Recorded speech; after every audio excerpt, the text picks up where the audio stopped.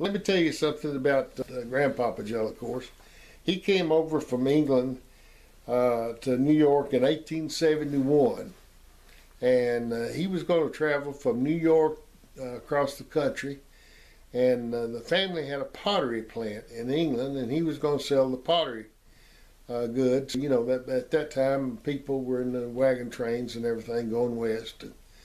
He traveled all the way across the United States trying to sell his pottery, but he couldn't sell these big old pieces of pottery. They were just too heavy and burdensome for the people in the. They were buying the little tin plates and the little small stuff that they could pack in. So when he got to California, he was broke, but he did have an education as an engineer. So he went down to Mexico and got a job working in the silver mines, and made a good deal of money down there. But misfortune, he came up with lead poisoning.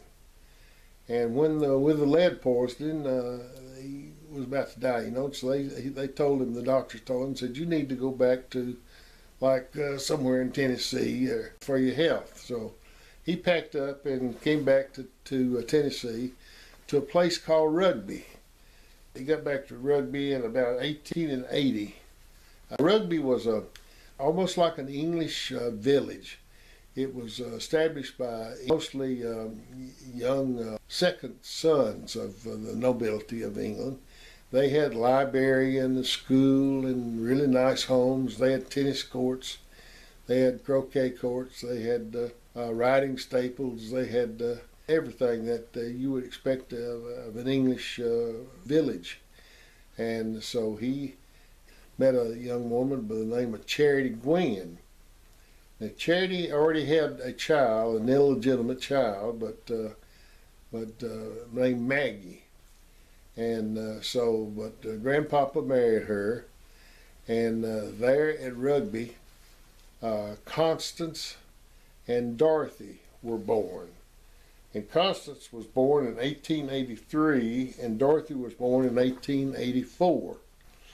In the baptismal records there at the church in Rugby, which is a community up there next to the Kentucky line, still very active to this day. You can see their baptismal records on the first or second page in the births and the baptismal records there at Rugby today.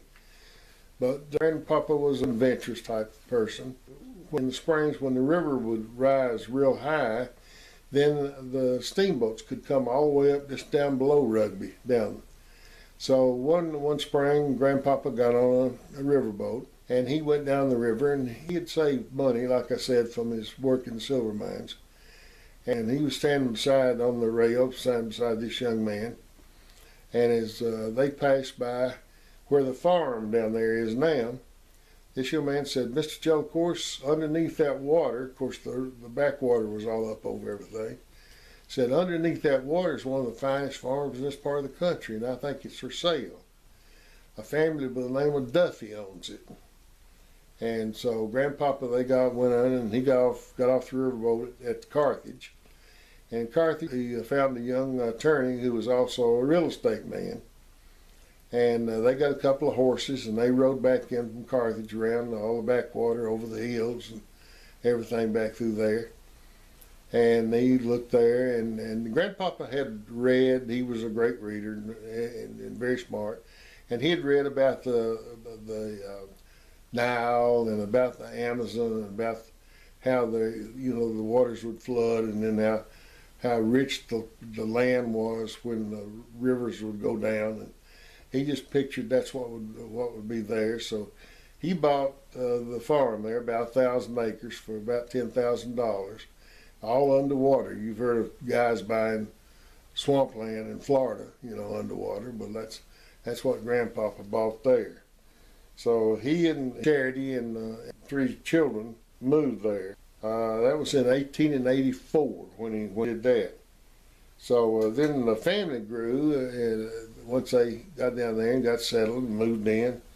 And in 1886, Ada was born. And in 1888, Melise was born. In 1892, John William, Bill, my daddy, was born. Margaret was born in 1894. Emily was born in 1896, and Mary was born in 1899. Grandpapa was a great checker player, but most famous checker game that he ever had, I guess anybody could have ever had, was with his brother Edward Hubert. Now Edward Hubert actually had come over and was here in the States, living here living in Smith County, and he had gotten in a row with the postman up at Pleasant Shade, and he went there one night and took a gun and just shot the post office full of holes. Well, then the federal authorities got after him. He left the country and ended up in South Africa. Now he and Grandpapa would play checkers.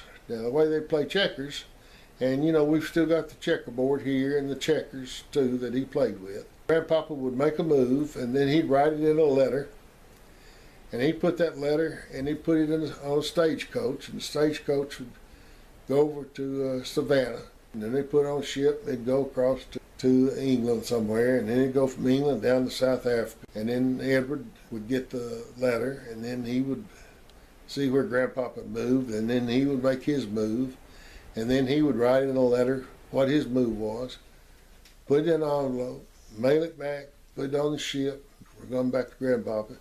And that's the way they played a game of checkers. It would go on like for years. And so Grandpapa would not let Mama come into his room and clean his room, because he was afraid that she would mess up his checkerboard. So Mama always said that Grandpapa's room was the nastiest place that she ever saw in her life.